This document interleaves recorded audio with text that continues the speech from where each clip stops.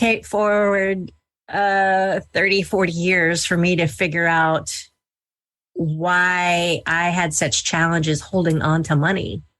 Because in my subconscious, if I had too much money, then I would get shamed and not loved. And I just wanted to be loved. So it created this really interesting money ceiling that I had no idea was there. And it took me a long time to figure that out, which is why the work that I do has been instrumental in my own life. But now I love doing it for other people so that I don't have to keep hitting that wall like I did.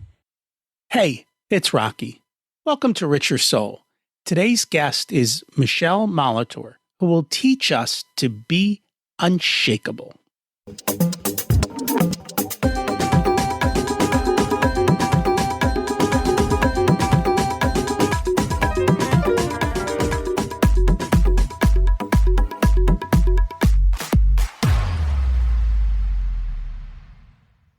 Imagine it's 12 months from now, and you've achieved your major life goals.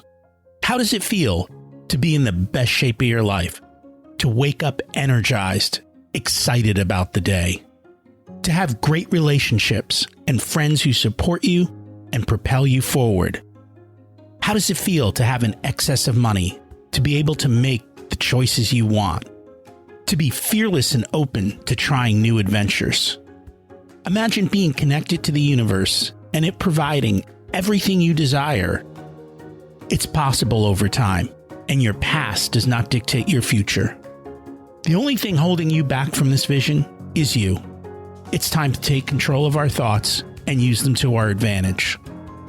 Welcome to Richer Soul, where we achieve our dreams and create harmony to health, wealth, relationships, time, and spirituality. If you have not had a chance to listen to episodes 1 through 9, I encourage you to go back and listen to the framework behind Richer Soul and how to create the life of your dreams. You can also find all the show notes for this episode at richersoul.com. Today's quote comes from Charlie Munger. There is no way you can live an adequate life without making mistakes. In fact, one trick in life is to get so you can handle mistakes. Failure to handle psychological denial is a common way for people to go broke. That's our topic today. How to become unshakable, make mistakes, handle failure. It's to work on our mindsets. Right now, we're still facing uncertain economic times. One way to deal with this is just to step aside and wait. Warren Buffett is big on not losing money. That's rule number 1. Rule number 2 is see rule number 1. And that's my philosophy when it comes to investing. I would rather not lose than miss out on gains. I think it's human nature. Before we continue, let's review last week's action step, which was to condition yourself to be kind and make it your default behavior.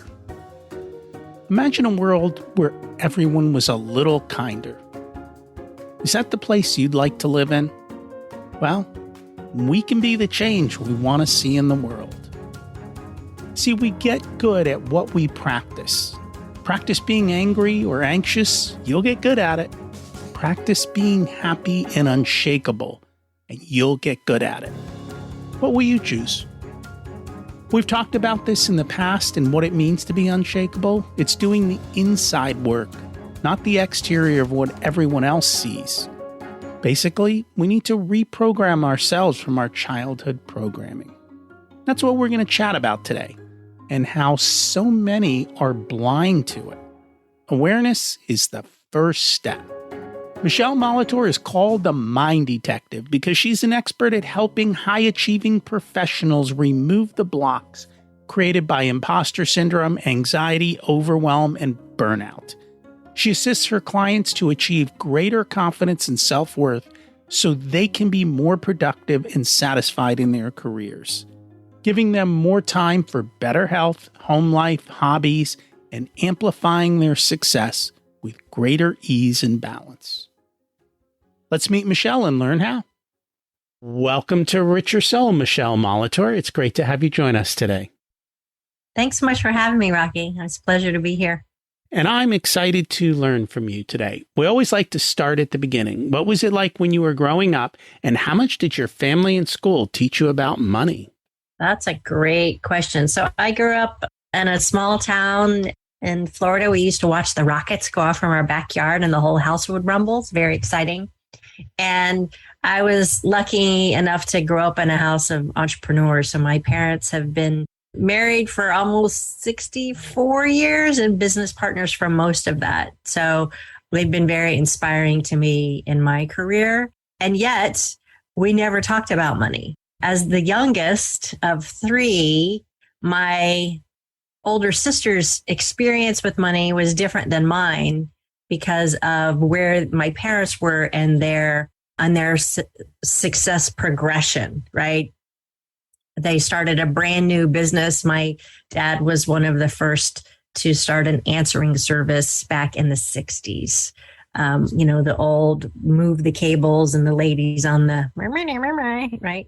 And so it created a very interesting dynamic in my family that took me years to unravel, Rocky, which is why I love doing the work that I do. We'll get to that in a minute. But interestingly enough, my mother's love language is gifts. And so she would regularly, our thing was we'd go shopping on Saturday mornings and she'd buy me whatever she would buy me. And then my sister would instantly get mad, jealous, and shame me for whatever the thing was, whether it was small, medium, or large, it didn't matter. There was that guilt that came with it. So roll the tape forward 30, 40 years for me to figure out why I had such challenges holding on to money.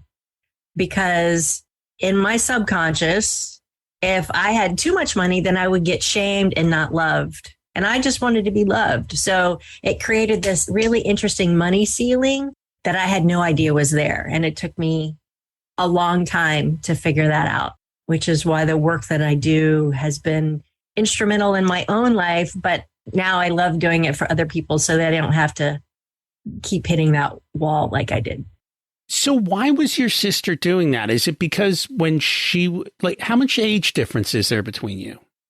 She's 5.5 years older than me. And I love my sister dearly. She's a lovely human being. And this was all very unconscious behavior of children, right? Mm-hmm. But that behavior created a deep imprint in my subconscious that says, I'm not lovable, I'm not worthy, and I'm gonna be shamed if I have too much.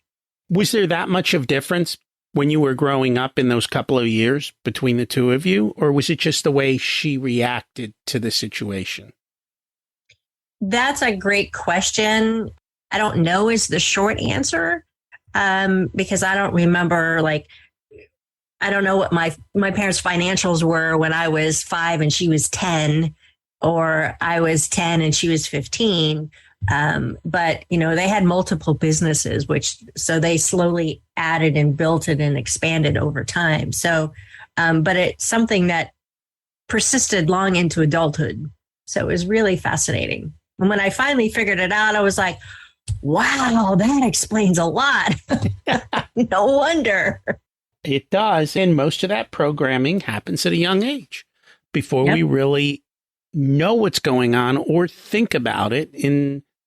For many of us, we go through an entire adult life and never question it, right? Mm-hmm. Continually through there. So out of curiosity, do you know your parents were in business, but it didn't sound like having money conversations were normal? Oh, no. We never, ever talked about money. They never told me how to balance a checkbook.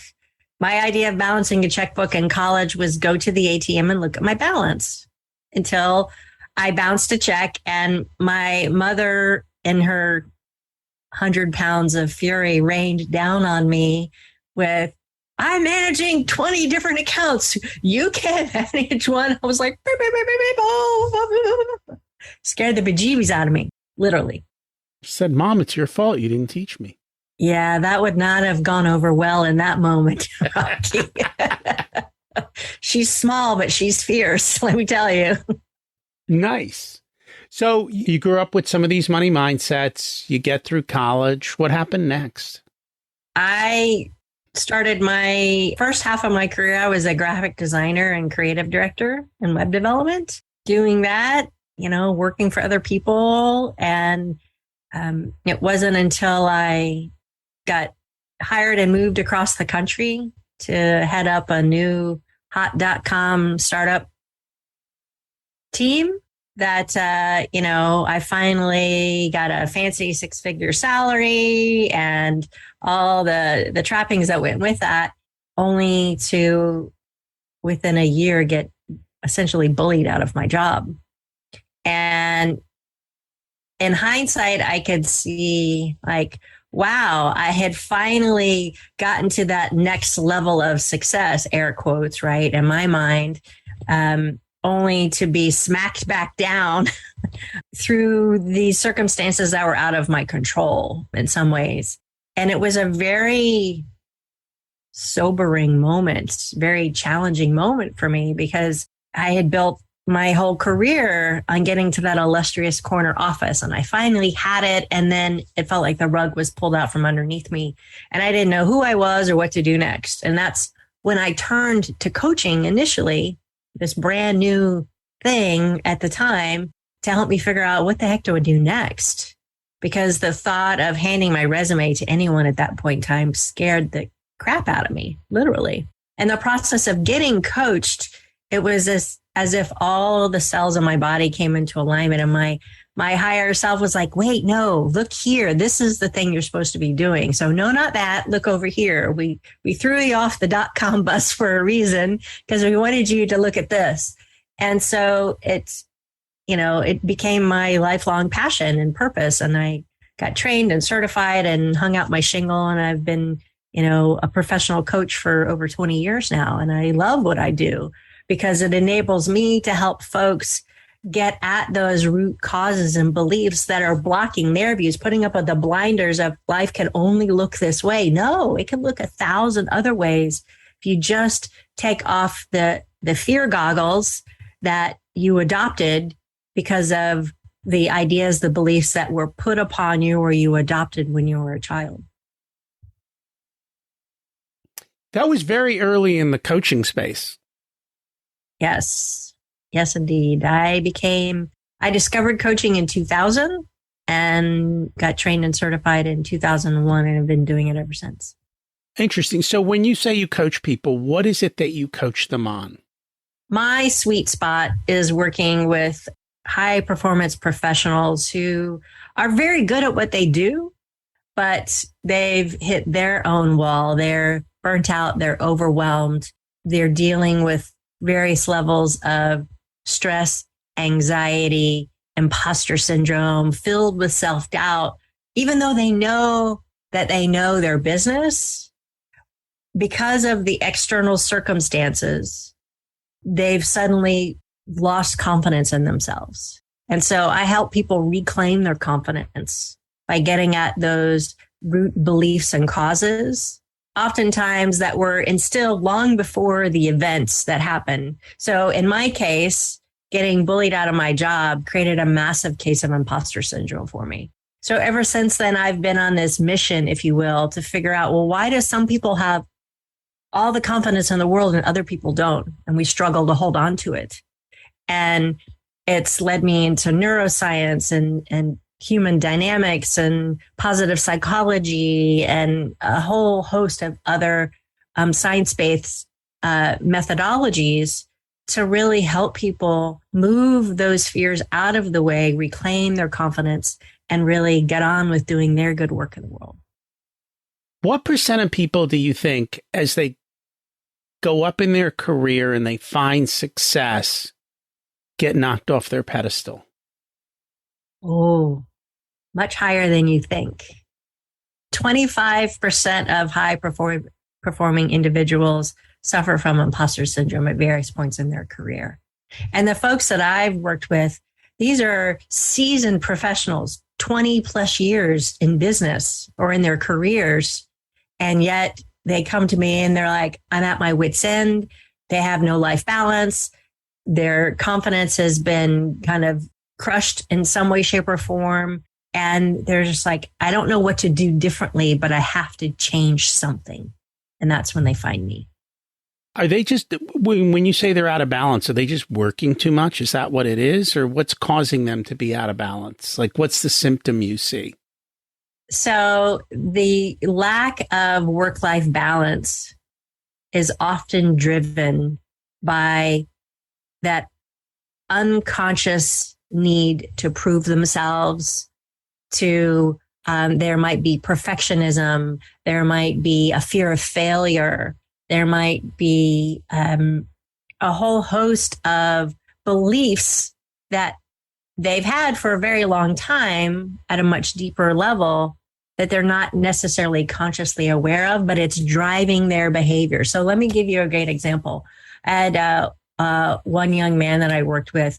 He built a 7-figure business before he was 30.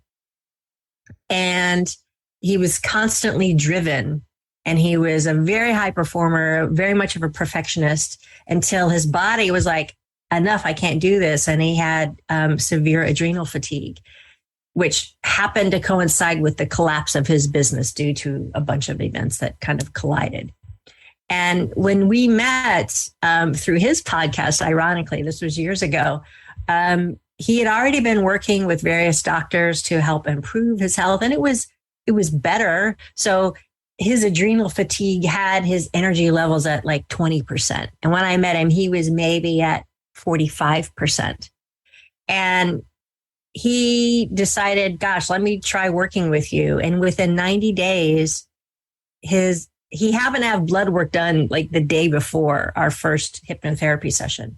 At the end of our 90 days, his doctor was astounded by how well his physiology had improved, because the beliefs that he held were driving his, as he used to say, I got to crush it behavior, because it was based on the negative beliefs and the emotional abuse he had suffered as a kid. He wasn't enough. He had to do it all by himself. Nobody else could do it. And so it's those underlying beliefs that we adopt as kids 9 times out of 10 that drive our behaviors, that creates the overwhelm, the burnout, the fatigue, the stress, the anxiety, etc. I heard a saying recently, and I think it applies so well to this. Most people have a software problem that they're trying to fix with a hardware solution.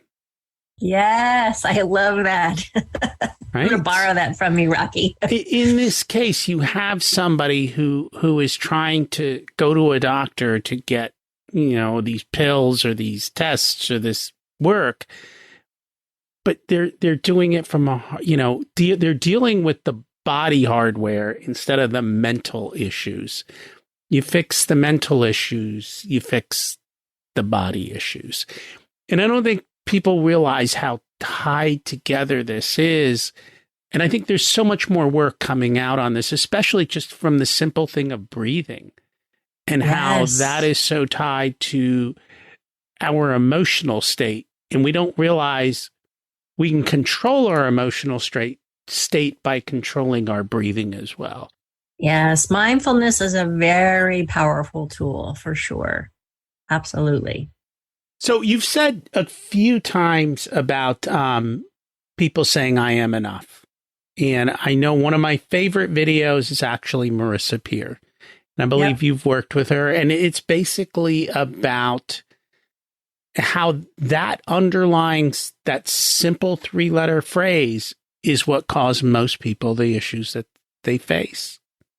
It's very, very true. I mean, I've worked with thousands of people worldwide, and the bugs in our software system come back to those about ourselves. And we may have adopted it at a very early age because of something someone said to us. It might have been a parent. It might have been a sibling. It might have been a teacher, right? But then we decide as children, oh, I'm not enough. I'm not lovable. I'm not worthy. Whatever that belief is, because as children, we literally don't have the cognitive brain power yet to discern whether that is true or not. But we're all enough. It's just society tells us a myriad of other things in the face of challenges. It does. And I think if you can just internalize that I am enough, and that's one of her biggest messages, then you can solve a ton of problems. Yeah. Simple. It's simple, but not necessarily easy. Yes. Life is pretty simple. Doing simple is hard. Mm-hmm. So let's consistently. Let's talk about the science behind this. Can you share that with us? Absolutely. So your brain loves repetition, right? So just like listening to a song over and over and over again, you can remember the lyrics 20, 30, however many years later, right? And so whatever the belief that you adopted, I'm not enough, you've probably repeated to yourself over and over and over again in different ways, shapes, and forms. So there's a very well-worn groove or neural pathway in your brain that says, I'm not enough. And your amygdala, the fight, flight, or freeze mechanism in your brain, there are two little almond-shaped bits in your brain that are there to protect you. So if you come up against something and your belief is I'm not enough, your amygdala, or is Amy, I call her Amy. She's a little lizard lady who lives in your head, says, wait, that's not safe. We can't go there because if we do, something bad might happen. So your amygdala will protect you from doing anything that's outside of that belief structure that you have. I'm not worthy. I'm not lovable. I'm not deserving. I can't hold on to money. I don't deserve money, whatever those beliefs might be. And so the simple yet difficult thing to do to change that, Rocky, is by telling yourself a new story, by telling yourself a new narrative. And this is why affirmations are so popular and so prevalent. And simply telling yourself, I'm enough, I'm enough, I'm enough, I'm enough, I'm enough, that can help. But if it's battling against the subconscious belief, I'm not enough, the subconscious emotions are always going to win because it's 90% of your brain power versus the conscious 10% of your brain power where you're creating positive conscious affirmations. So the work that I do with folks combines the conscious and the subconscious work. The subconscious work uses hypnotherapy as a tool to access those limiting beliefs at that deeper level where we neutralize the belief that you adopted at whatever age. And then we rewrite it, literally building new neural pathways in your brain by, I create a customized recording for my clients based on their unique challenges and goals. And they listen to that every night as they drift off to sleep. So the repetition of listening to that recording every night as they drift off to sleep is building new neural pathways, dropping those new beliefs and habits and behaviors into their long-term memory so that they start adopting them in a more conscious fashion. You know, as I think about this, I think of the example of riding a bicycle, right? It takes a while to learn to get the balance to ride the bicycle. But once you do, and once you've learned it, you can stop for years and you can get on a bicycle and you can start right back up again. Exactly. The same thing is true of a golf swing or a basketball shot. You're building these same neural pathways for physical actions, so to speak, but yet we build them for mental actions and responses as well. And it's all done because, well, our brains are lazy and they use a lot of energy. And so it's essentially building software systems so that all of this stuff happens without you having to think about it. Because, you know, I remember teaching the kids to drive for the first time and how much they struggled. Nowadays, we don't even pay attention when we drive. We don't even know how we got anywhere because all of it has become automated. And yet, right. And that's actually a state of hypnosis. Yeah. Yeah. That's that trance state when you get from point A, from your house to your office or to the grocery store, and you've thought about 13 other things on the way, and your car magically arrives where you want it to go because your subconscious mind has taken over and gotten you to where you need to be. Correct. And we just need to make sure we've got good programming. Yes. Which yes, indeed. isn't always easy. So I know you said each person is a puzzle and that most people can't see themselves in the mirror because they put up walls. Can we dig into this? Like, what do you mean by that? Yeah. Well, as we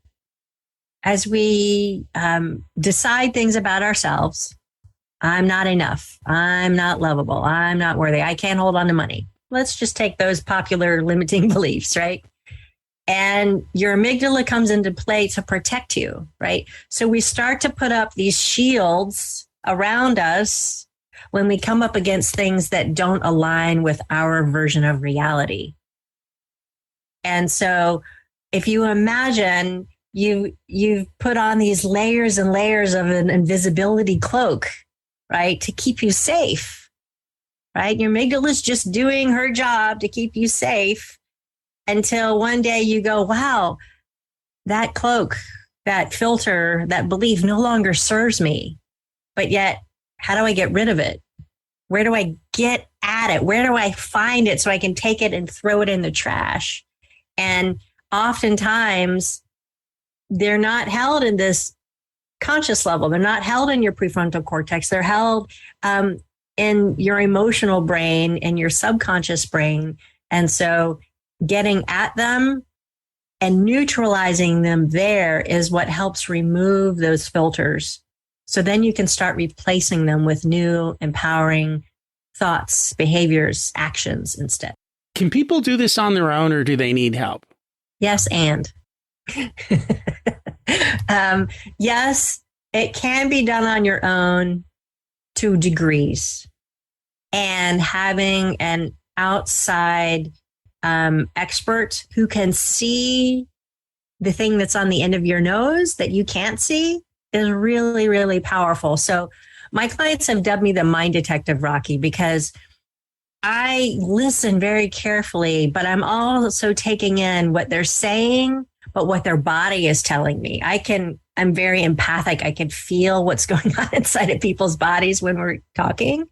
And so I can be like, well, what's that knot in your gut telling you right now, Rocky? And I'd be like, whoa, wait, how did you know I had a knot in my gut? I'm like, well, I just know what I know.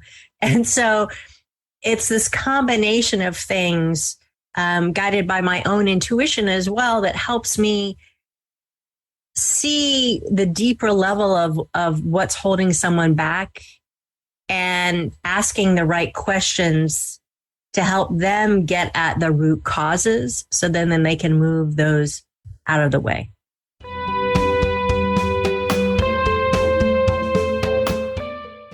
Today's episode is sponsored by Profit Answer Man Podcast. Did you know that most small business owners hate looking at their financials? It's one reason they may struggle with business success. The Profit Answer Man podcast helps them ensure they are profitable and can pay their employees and weather the storms we all have to face. It's built on the Profit First methodology of pay yourself first. The Profit Answer Man podcast is a must listen to for every small business owner and anyone who wants to help them survive and thrive. Check it out on your favorite listening platform.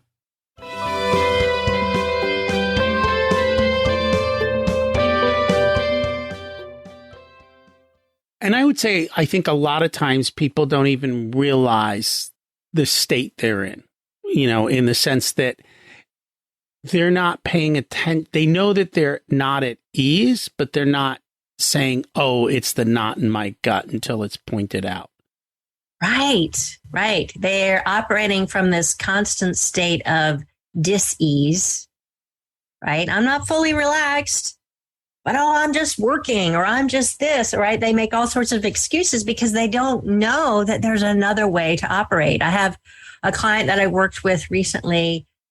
I said, so, and just in our intake session, I was like, so what would it feel like to be happy?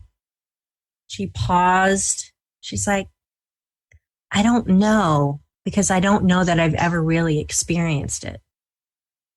And it's heart-wrenching, right?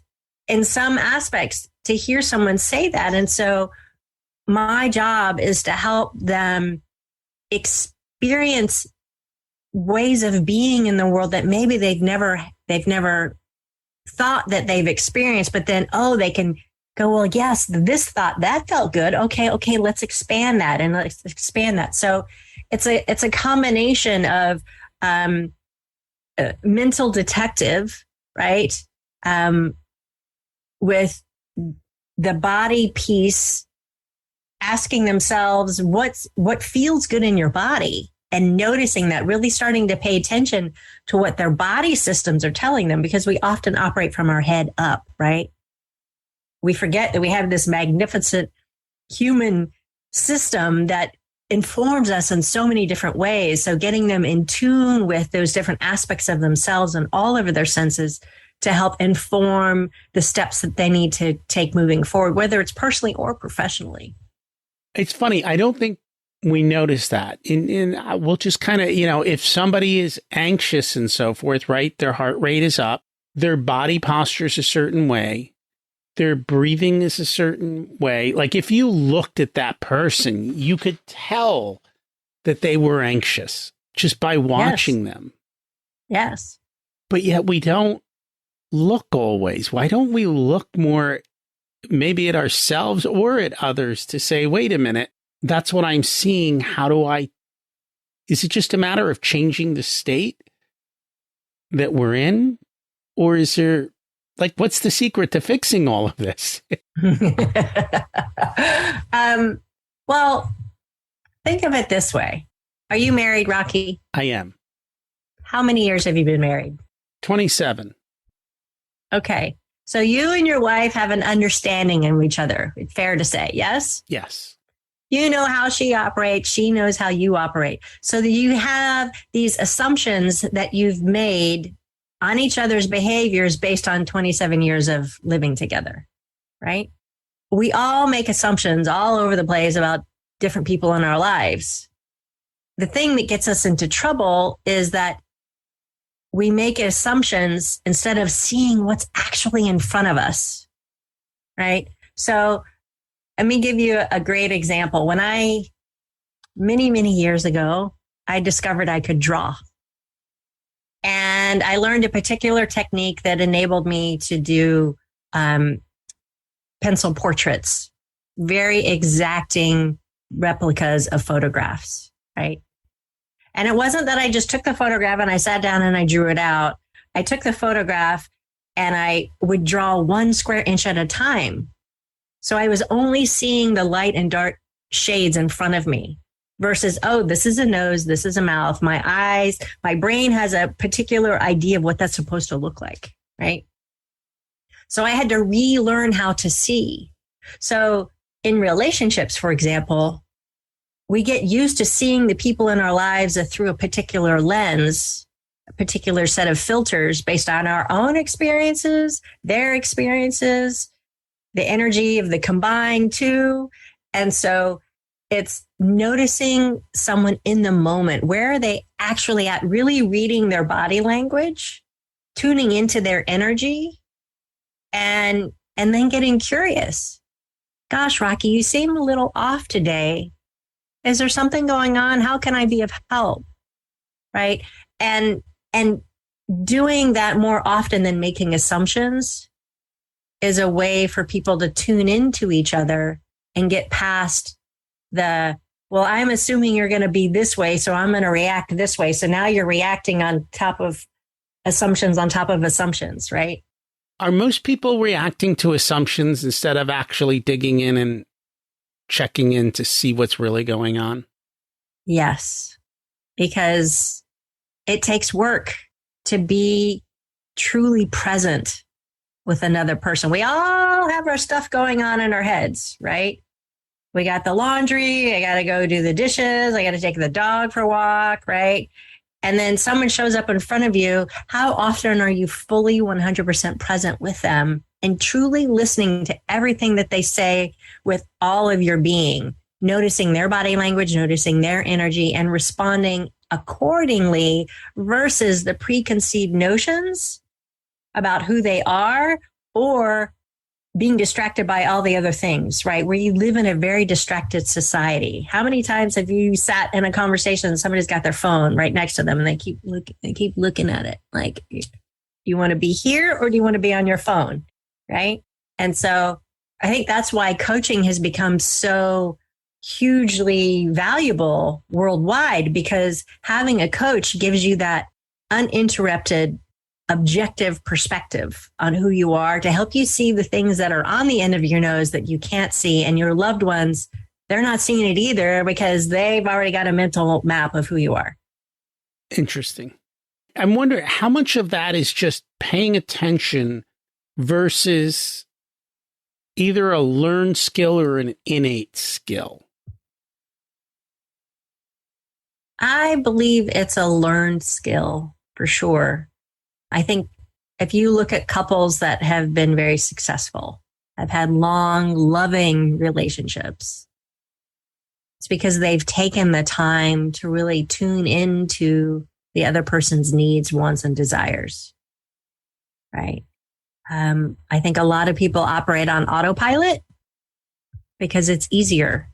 And so taking the time to pause and be present and ask a simple, curious question can go a long way in helping build better communications, whether that's with your spouse or with a colleague or your children, doesn't matter.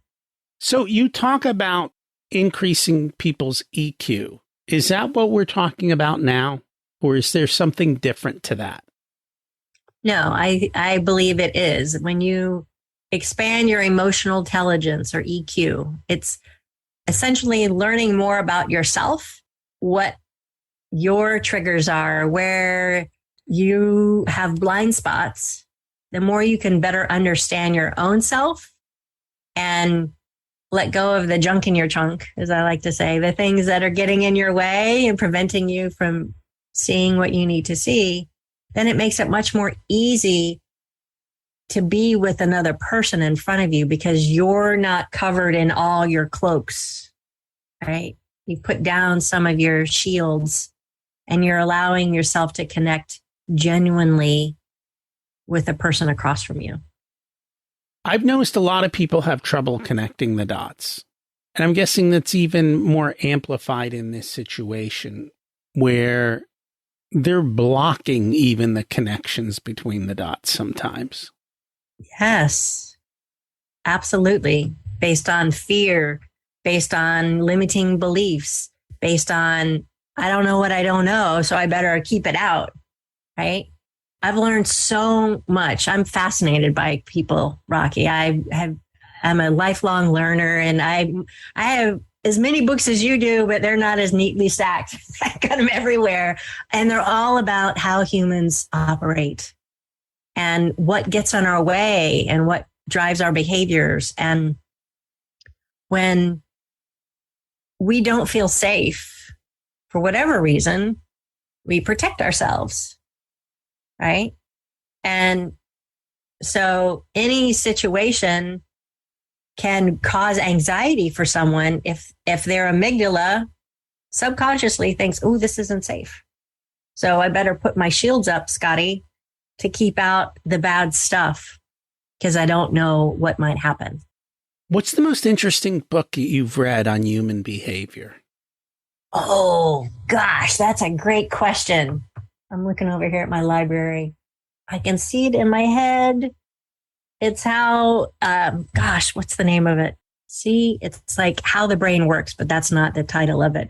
It's full of neuroscience and how we build neural pathways. And I'd have to get up from my desk and that might take too long. It's not the biology of belief.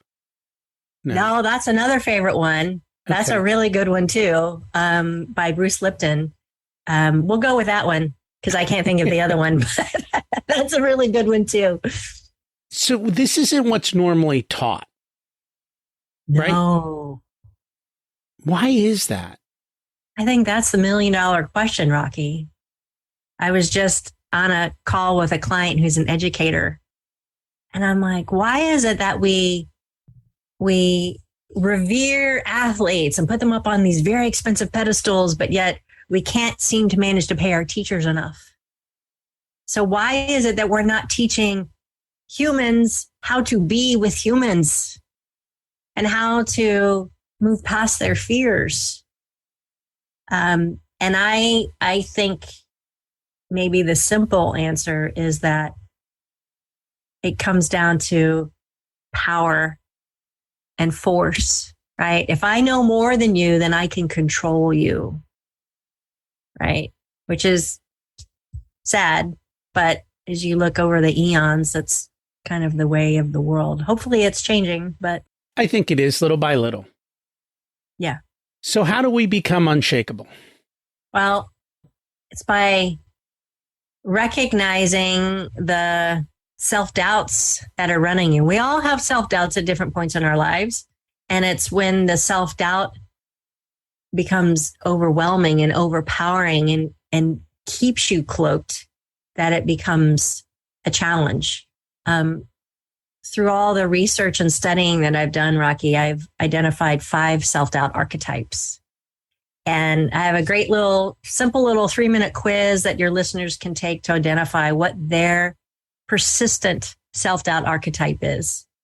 And as you identify what that is, first and foremost, then you can start to see how it's getting in your way and what you can start to shift in your thinking and your behaviors to take back your power, to reclaim your confidence, and to become unshakable in the various aspects of your life.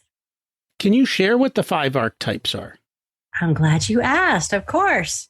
There's the procrastinating perfectionist. These are our folks who procrastinate and overwork because they really have to get it perfect because they're afraid to be judged.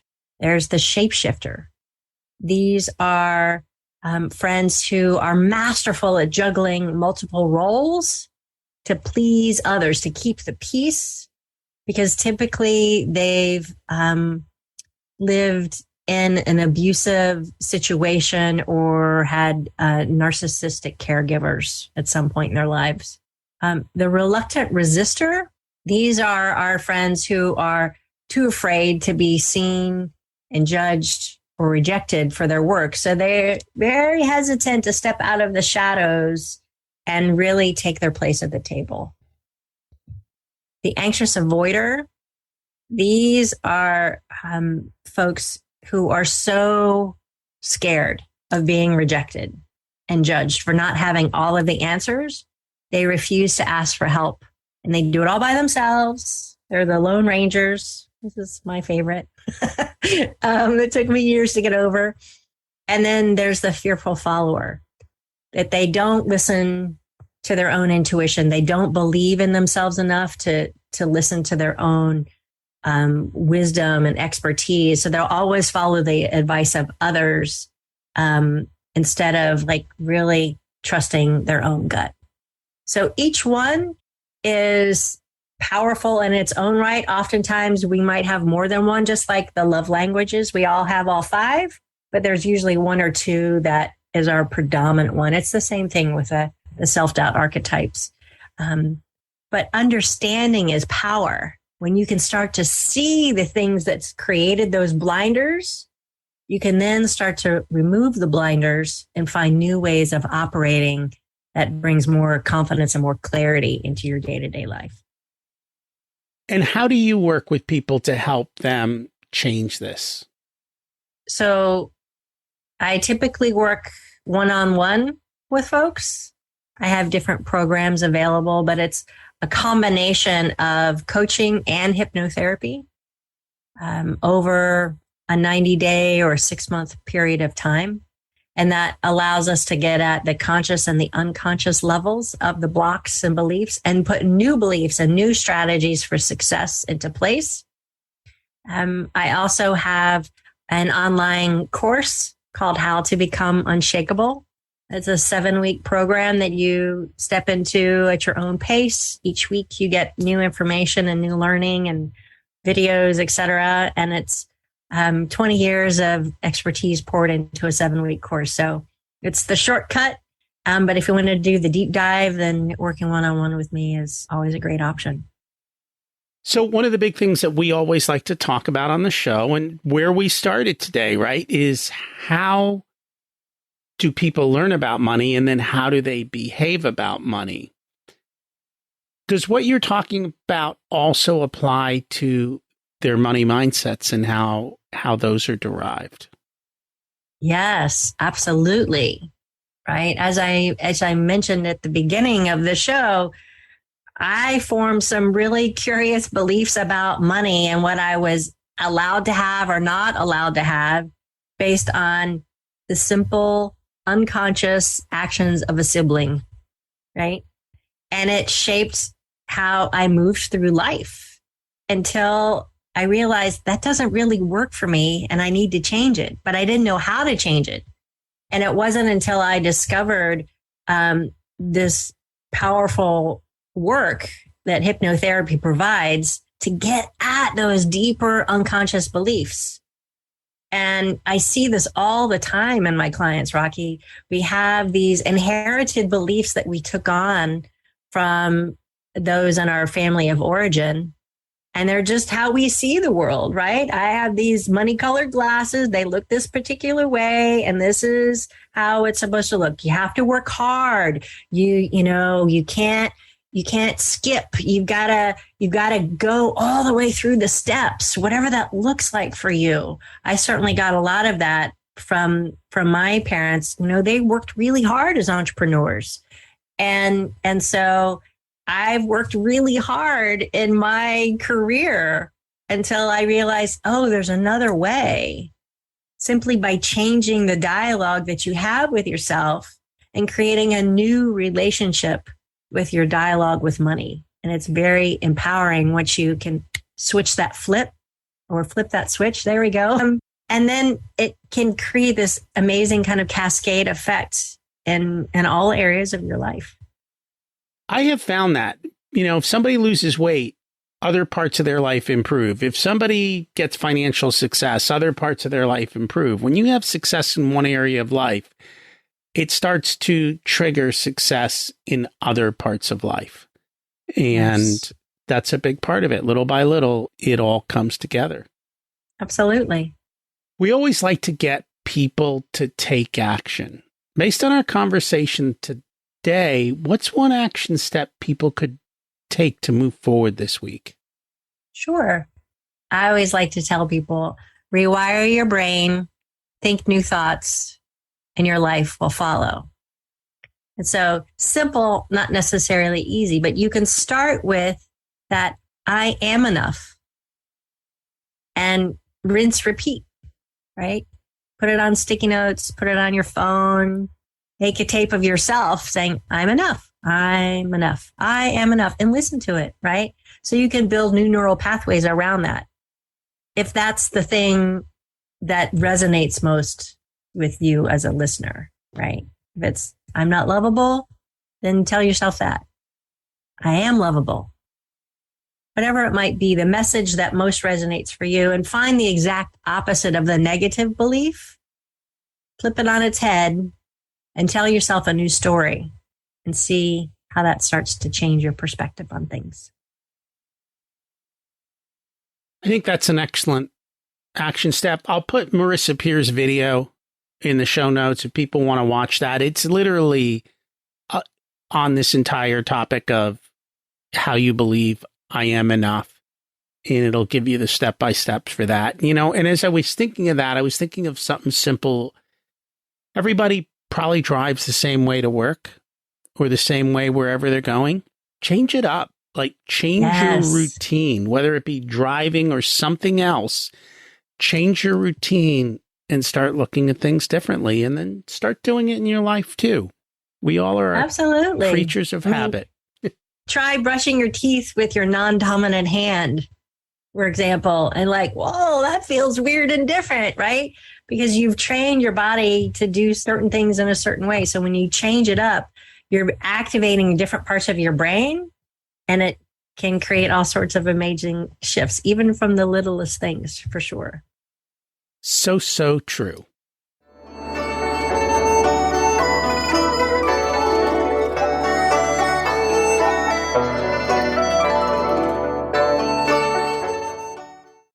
It's time to learn the secrets of life. What's your secret to living an abundant life? Great question. Taking time to pause every day. For me, it's meditation, sitting out and watching the birds, and practicing my gratitude for all that I do have. Too often we are not grateful for all the things that we do have. It's until we lose them, we don't appreciate them. What did you learn later in life that you wish you would have learned sooner? That I am enough. Took me a long time to figure that one out. Thanks to Marissa Pierce. She's my mentor. It was like an aha moment for me, Rocky. I was like, oh my gosh. I didn't realize that that was what I was holding about myself. And when I saw it, I was able to finally start creating that powerful shift. And that is a powerful video from her. So yes. We'll remind you again to go check it out. If you were to give an 18-year-old one specific piece of wisdom, what would it be? To learn how to start investing now at 18 and recognizing that money is just numbers. When you remove the emotion from the equation and you can look at it as the black and white zeros and ones that it is, you'll go far in life. And here's the cool thing. If you start at a young age, compounding works in your favor. And so your ability to achieve massive wealth is just so much greater simply because you have time on your side. And I think that's the one thing everybody forgets, time. And we only get so much of it. It is a finite resource. Yep, it sure is. If people would like to learn more about you, find you, and check out your programs, what's the best way for them to do that?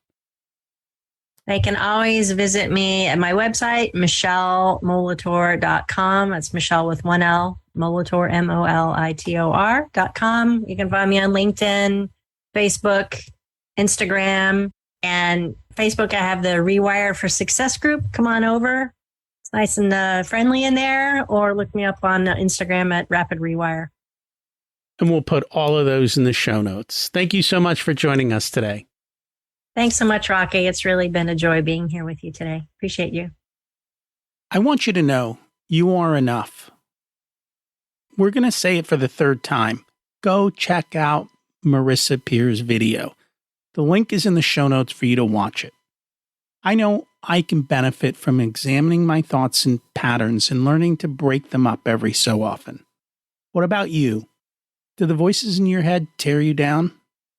This week's action step was to rewire your brain. Get rid of those old programs. Create new ones that support who you want to be. I like that. I know I'm going to keep working on it. What about you?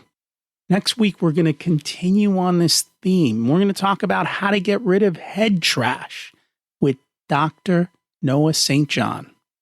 By the way, do you know someone who would benefit from listening to this episode?